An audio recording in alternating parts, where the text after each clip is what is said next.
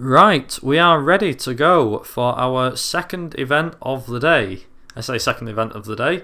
Our next run, I apologise for that. Our next run, which will be Dirt 3 individual seasons. This is the first season being run by FireFox. So take it away, FireFox.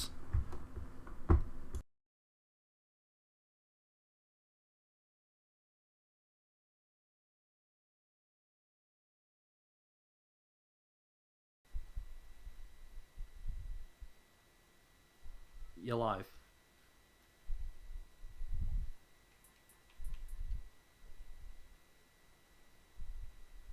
Yeah, you're live.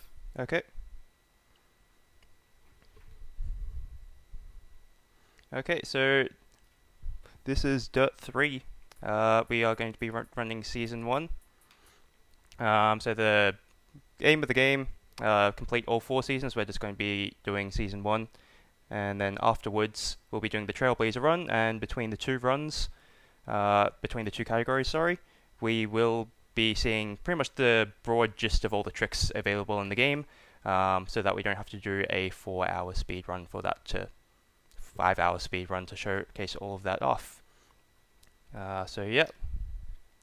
And just quickly before we do start, I just want to mention that we have had a $10 donation from Anonymous, which simply says, "Go Firefox." Cool. Thank you very much, Anonymous. I'll take it away, Firefox. All yours. Excellent. So countdown in 5, 4, 3, 2, 1, go. Okay, so the first trick, as you can see, we've got this like little dialogue happening in the bottom left corner. For the most of the run, we can skip all of these with a trick called dialogue skip. Very well named. I'm just going to listen for audio cues here.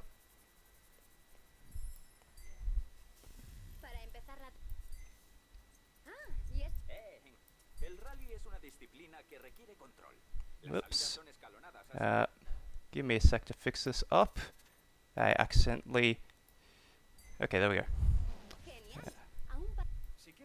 Okay, I'll just explain what happened there at the moment. So, a side effect of doing dialogue skip is that I am currently running the game in windowed mode, and I accidentally full screened my window, so I just need to fix that up. So how dialogue skip works is that whenever there's that little dialogue section, you cause lag to the game, and that lag cuts out the dialogue. So what I was doing there is I was clicking on the window and making the game think I was moving the window around, which causes the lag to happen, and which skips the dialogue. We used to do that through simply toggling between full screen and windowed mode using Alt and Enter. But on a hot day, when I was messing around with glitchless, I accidentally activated dialogue skip without actually doing any skipping intentionally at all. So basically my PC had just lagged out at that point and discovered that it was simply just lag that had caused that, and then from there we managed to optimize it and figure out that we can just move the window around to cause that initial lag instead, which is a lot faster than waiting for Alt and Enter to retoggle everything. So first race we have here is Finland Rally S2000 class, which has some unique tech showcased there. That was a bit slow, but the gist of it is that if anyone here is a fan of Initial D, we basically do the gutter trick, where we drop both our tires into these gutters here, and basically get a lot more grip in the turns, and we basically turn on like a roller coaster. It is a bit tricky though, because if you go a bit too fast, you do get kicked straight out of the gutter, and it causes not so nice crash. So yep, we got 2 Finlands here. One more dialogue skip here. Let's try not to double click on the window again, because trigger happy fingers. So you can also see that we're currently running the game in Spanish. I mentioned before that we used to have a glitches category, and so we would run the game in Spanish for that specific category. However, because the dialogue sequences are a lot faster, but it turns out, I found this only a couple of days ago, that it's also faster to run it in when doing dialogue skip as well. And there's two reasons for that. One, dialogue seems to cut out faster on Spanish for some weird reason. And two is that whenever we load back into the front end from game, it tends to load a little bit faster for whatever reason. My current theory on that is that the audio files are smaller and therefore it's a little bit quicker to load. So we actually save quite a significant time at the end of this Season 1 run because we're going in and out of front end during the Gymkhana Academy quite a bit and save almost about 4 seconds there, which is over the English version, which is quite insane. I should also mention okay, he's off the track there. The current assistant difficulty I'm running on. Whoop, gotta run here. Missing that. Yeah, wanted to get in there a bit sooner, but all good. So we're currently running on difficulty 5, with all assists off except for automatic gears. That's just a personal preference. I don't like to focus on manual gears. And with all damage turned off, because why would we want that turned on? So yeah, difficulty 5, we have a maximum of 6 difficulties in this game. So we want to go into the highest difficulty that is safest to run. Difficulty 6 is a little too hard, you have to play 2 perfectly, and for safety reasons it's just easier to have that backup. More dialogue skipping. And having it on the highest difficulty makes it so that the AI is as competent as possible to make overtaking not awful.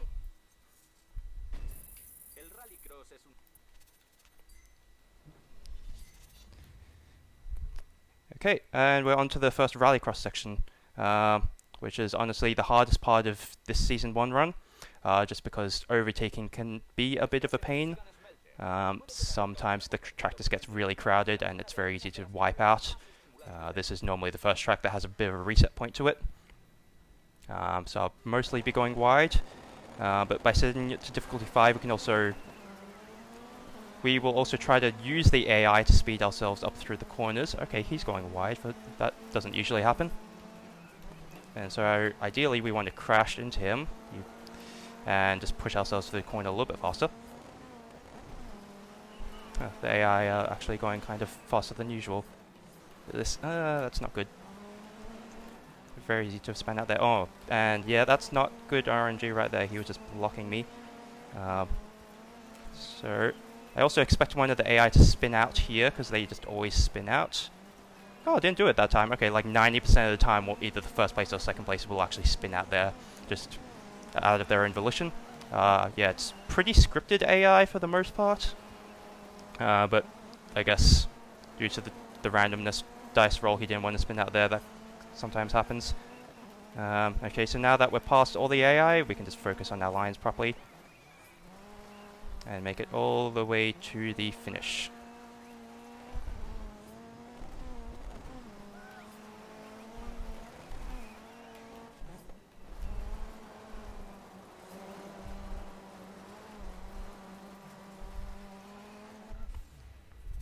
Okay, that's the rallycross done. And that went smoothly, no crashes, which I'm very happy about. And now I think the next one is head-to-head. Can't quite remember, but the route is fairly straightforward. Pretty sure we just unlock the final here. More dialogue skipping.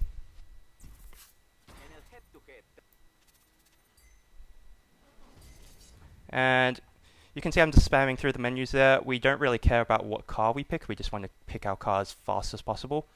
There's some differences between the cars, but for the most part, they're very well balanced. Especially with tuning, especially if we don't tune the cars, because we just don't have time to tune the cars and make them a bit faster. We'd lose too much time in the menus over the actual tuning process. The other difference is that there's different reputation levels between the cars, and so we get more points, reputation points for certain cars, especially DLC cars like, I think this one's a DLC car, can't quite remember. Which does cost us a bit of time, because we unlock stuff sooner in the menus. But in the end of this first season, we end up on reputation level 6. Well, if you were to actually try to minimize the reputation points that you were getting for the unlocks, you would end up on reputation 5 anyway. So it's basically you would save one reputation screen versus losing a bunch of time just selecting the different cars.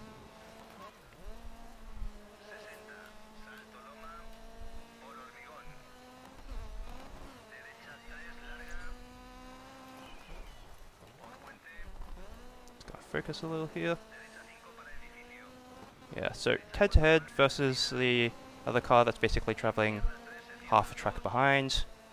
A little cut through here. Don't want to full stop into the side of the bridge, because I've definitely done that before.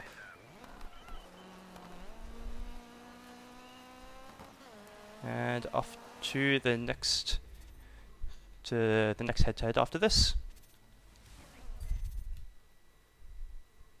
So yeah, that's a very consistent track. You don't have to deal with any AI there. With Rally as well as Trailblazer, you have to deal with overtaking the AI, especially the ones that crash as well. Because even at difficulty 5, they do crash. Difficulty 6, not so much. I can't remember. It's been a while since I've been on difficulty 6. But yeah, just more of the same.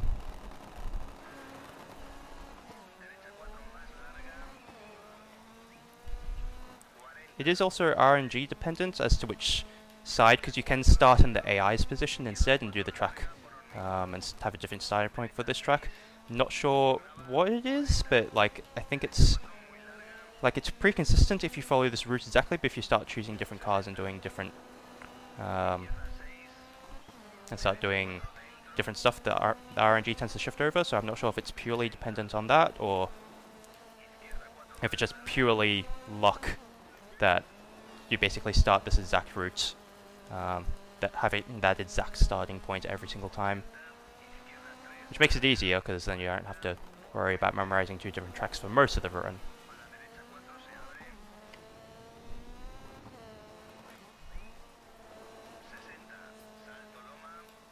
So yep, general driving techniques, follow the racing lines, minimize airtime. That's one of the big things in this game.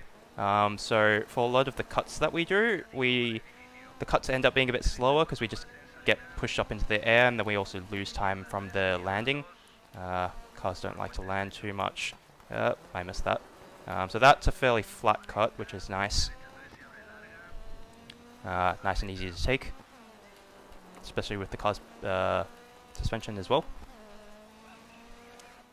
And we also want to maintain as much grip as possible, with a few exceptions here and there. So we never want to slide, despite this being a rally game. We can do sort of a very slight drift, and it doesn't really lose us much time and gives us a ton of grip through the corners. But yeah, you want to avoid just sliding in general.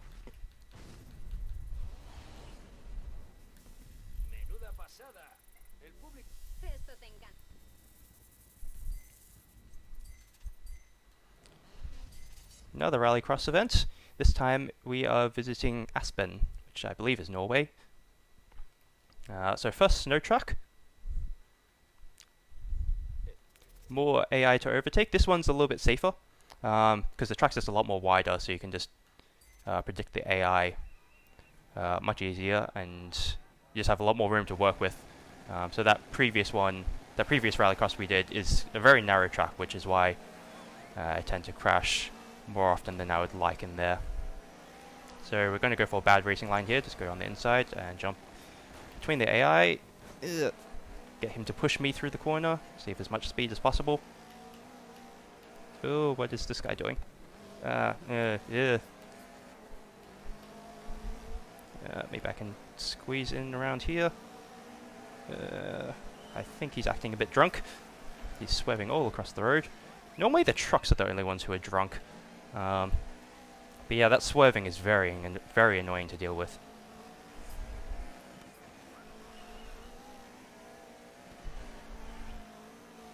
So brake at the top of the ramp just to land a bit sooner, and so you can turn in a bit sooner, because you can go too fast over that ramp. No need to really do it for the first lap because you've got a bad line trying to overtake the AI anyway. And one lap after this, and we'll be moving on to the first truck event, I believe.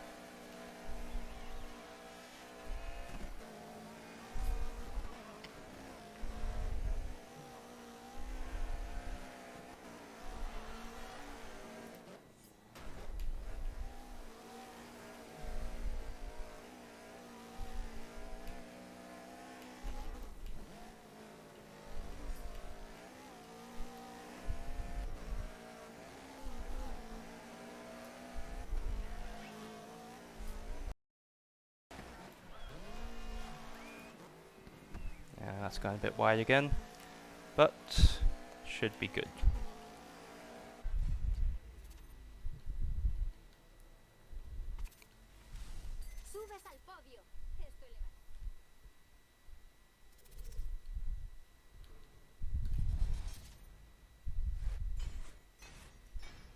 Yeah. Also, we want to avoid getting objectives, but the objectives are randomized, so you can't really tell which one you're about to get. It would save a bit of time in that little menu. In that menu that shows the results of the match. So we would save a bit of time if we didn't have the objective thing there. But I also don't read Spanish, so even if we weren't spamming through the menus, I wouldn't really be able to tell what objective to avoid. Most easiest one to skip is like the one that says don't take any damage, so theoretically you could just like nick yourself and hope that was the objective. But then there's other objectives like reach a top speed of X, and we kind of want that speed. He's pushing me into the other trucks. Stop taking the inside line. Okay, this is a bit more chaotic than usual.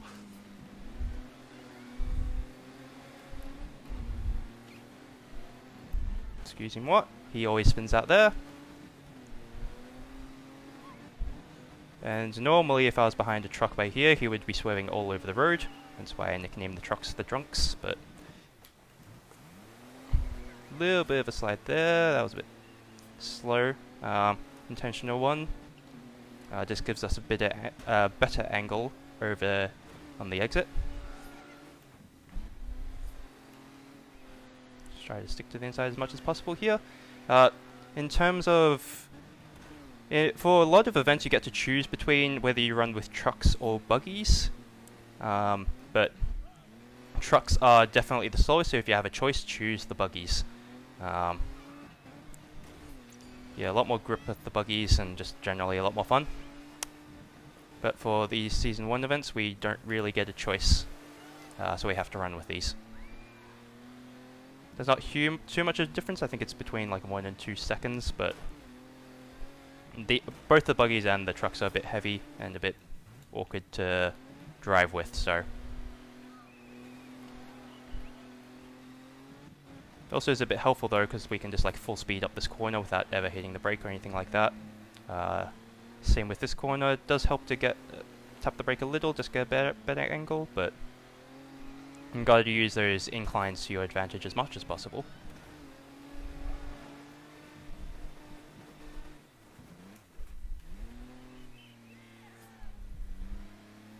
And with that, we are done with the first of 2 Land Rush events.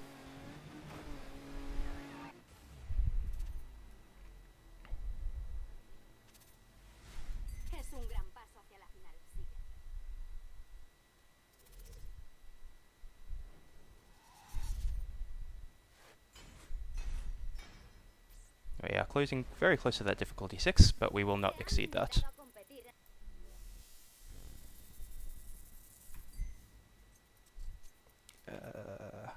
That one.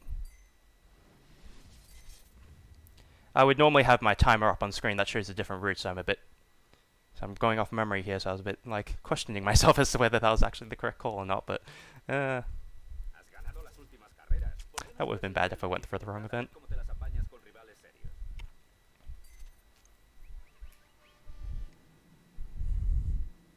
Another rallycross event. This is probably the funnest one of them all.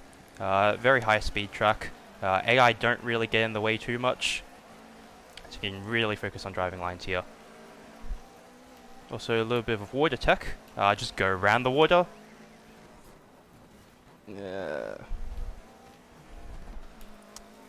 Trying not to spin him out there, because otherwise he'll just slow me down.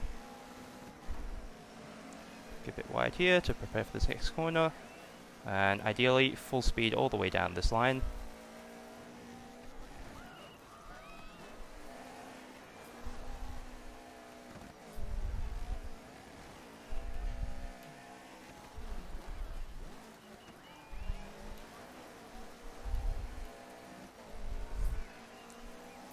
So yeah, I think with difficulty 6 you'd normally take at least a few laps to overtake all the AI, but anything lower than that you can overtake them all within the first lap.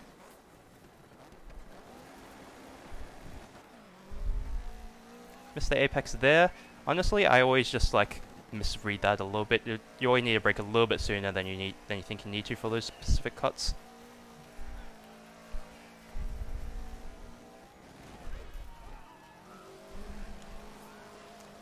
But you don't really lose too much time if you miss it. It's kind of a small optimization.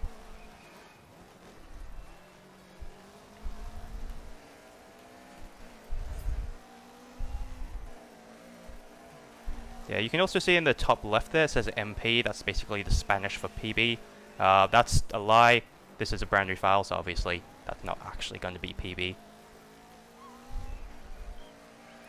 Especially when it comes with like WR as well.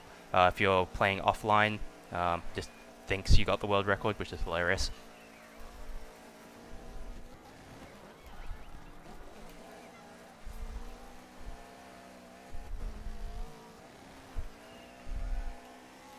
So yep, one more lap of this.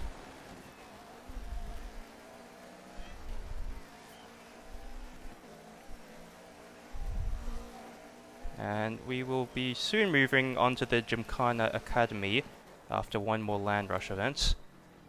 So get ready your unskippable cutscenes, because we have not found a way to skip those yet. So that will be fun. Oh, got a bit of oversteer there and went into the fence.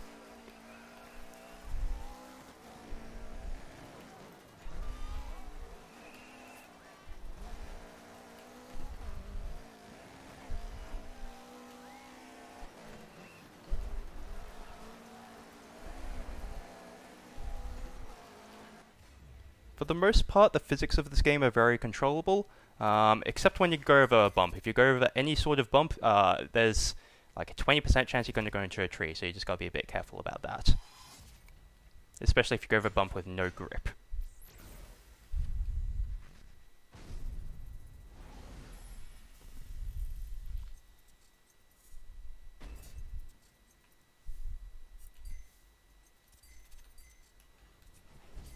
First track over in Smelter. And there is a bit of a tech here to avoid a gigantic pool of water, but it does come with some risk. So either this is going to go very well, or I'm going to full stop into something in midair. So let's hope that doesn't happen.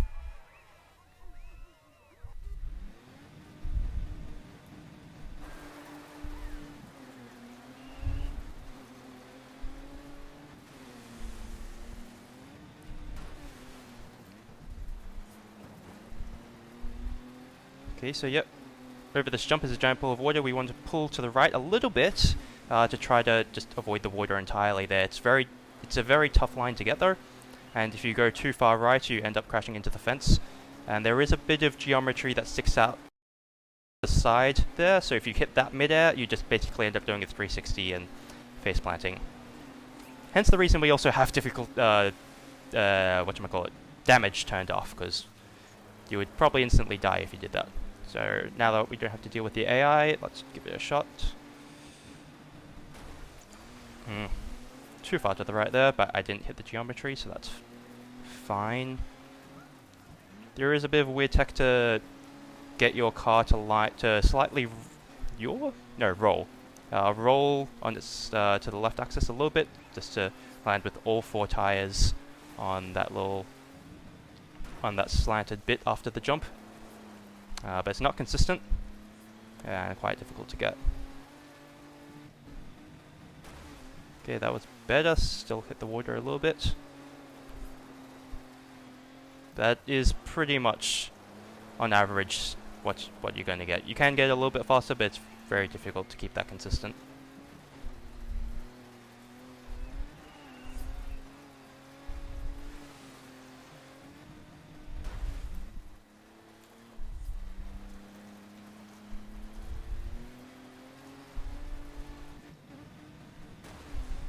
Yeah.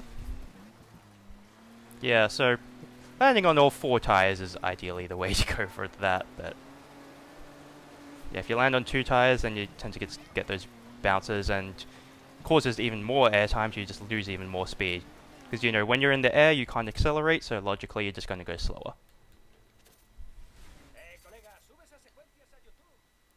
I am using a controller. But I do, when actually going for proper PvE attempts, I will spam through the menus with a keyboard. Oh, more dialogue skipping.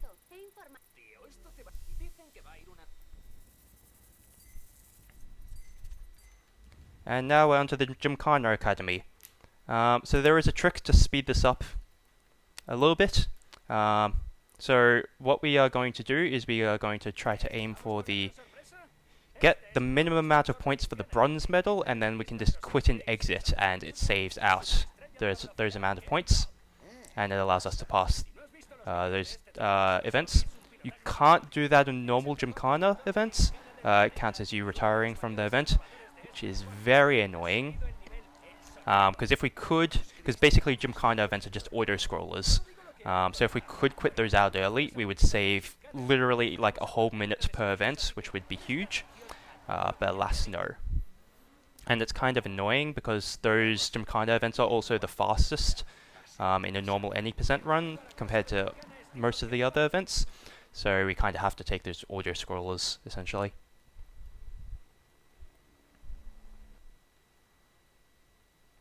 So double cutscene skip here, just Spanish Ken block telling us what to do. Take the intended route with the Smash tutorial. Better to go a bit slow, and hit all the Smash blocks, than to accidentally miss them. The points only count if they get registered in the UI in the little top right that you're about to see. So as soon as that flashes up, I want to quit out. If you have the amount of points but it hasn't appeared on the UI, then it does not count, which kind of sucks. And that should be it. Yep, so just quit and exit as soon as you get the bronze medal, move on as fast as possible. Saves that from having to be an auto-scroller. So this section is already long enough with those cutscenes. Thank you, Codemasters, for having always with your unskippable cutscenes. Seems to be a bit of a staple with Codemasters. But yeah, pretty chill time at the moment. However, it is also, because you've got so much downtime, it's very easy to choke this last section if you're on a PB attempt.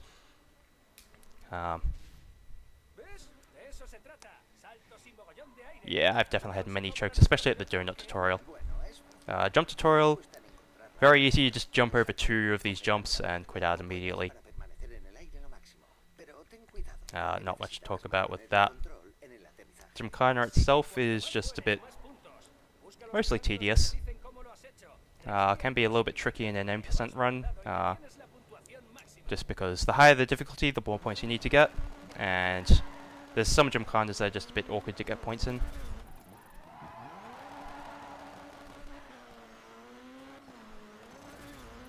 Oh, what?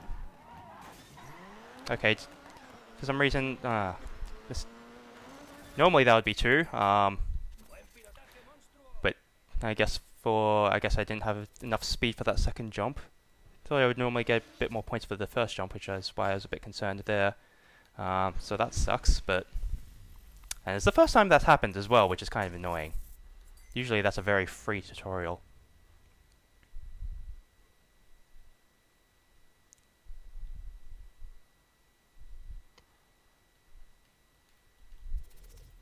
So this next tutorial is the drift tutorial, where we have to slide between a bunch of basically those gates there in a figure 8, but I will be doing a different route So instead of taking the figure 8, you just take one of the 8s, a half 8, I don't know what you call it. We're basically just going to be doing a single donut through all these checkpoints instead of transitioning between them.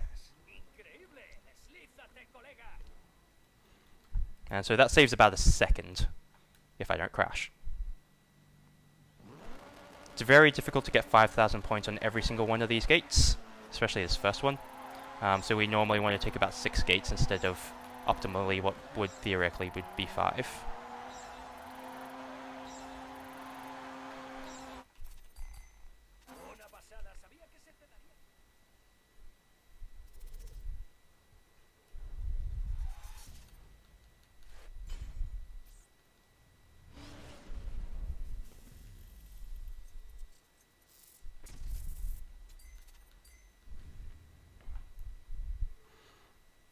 Okay, next up is this spin tutorial. Fairly easy, we just need to do a single spin and then exit out. So definitely one of the easier of the tutorials. Like, they're all generally pretty easy, it's just very chokeable. Very chokeable. Las zonas de derrape me parecen imposibles. Una auténtica demostración de precisión. ¿Cuál es el truco para pasarlas, Kid? La zona de derrape es uno de mis trucos preferidos.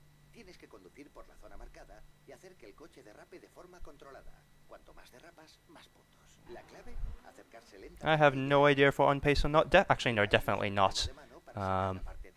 Because of that jump tutorial went horribly wrong. We also went a bit wide on some of the corners as well, so I wouldn't be surprised if we were... Like, my PB is a bit slow, but it just has a really good Gymkhana.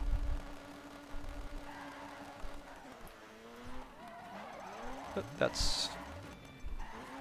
was bad. Yay, marathon jitters. Okay. I say it's free and then I screw it up. Classic.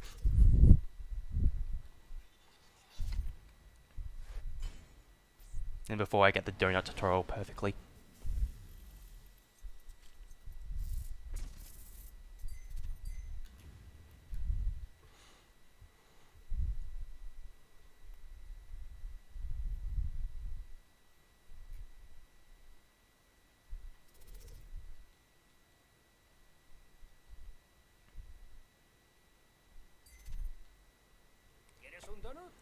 If we could skip these cutscenes, it would probably take about almost like 8 minutes out of the run.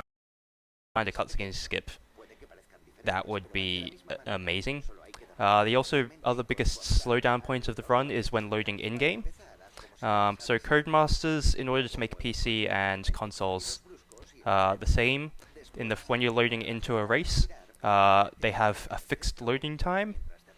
So if your game loads faster than that loading time, it just like stalls out until it reaches that time, which is very annoying, especially for PC, but it also makes console a bit better. But like I said, loading back into the front end, there we go. Loading back into the front end is still loading time dependent. Yeah. Not the worst donut I've ever done. So if that does go wrong, I normally just like actually touch the donut poles instead, which instantly loses your combo.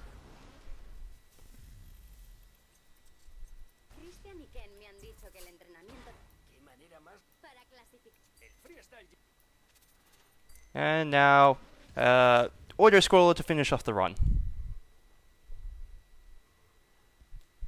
Literal auto scroller, like. Theoretically, if we could skip out of it, we'd set our difficulty to level 1, because you can change difficulty whenever you want. Well, at the start of an event. And so if you set to difficulty 1, you reduce the score you need to get, and then you could literally finish with a whole minute to spare on the clock. I'm going to be finishing this with about 40 seconds to spare on the clock. So it's literally going to be about 40 seconds of dead air until we finish the run, until the run is finished. So yeah, a bit of an anticlimax to the end of this particular run, but technically the run just pretty much ends as soon as you enter this event. Well, as soon as you start this event, because that's the last non-auto scrollery input.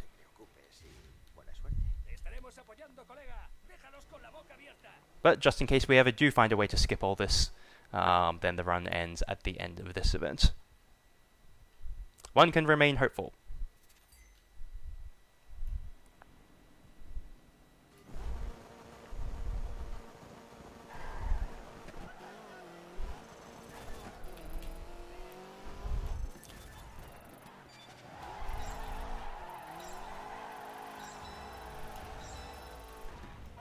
So if you did want to maximize out your Gymkhana score, you would actually want to, you have a multiplier that's like times 1, times 2, times 3, at that little triangle section there.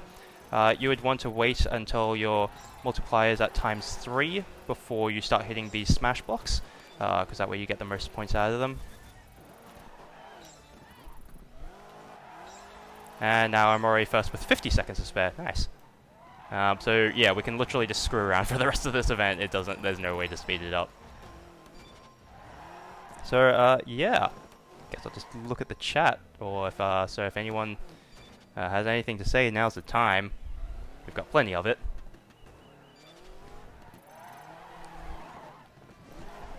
I was actually just going to say, nice Scooby. Sorry? I very much approve the yellow Subaru. Yeah, I mean, One singing yellow Subaru. yeah, it's just Very the nice. it's just the automatic car that the game gives you based on your reputation level. So it is very nice to see there.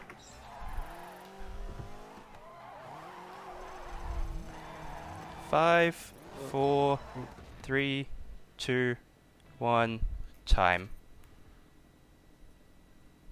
You've got to wait till it's come through.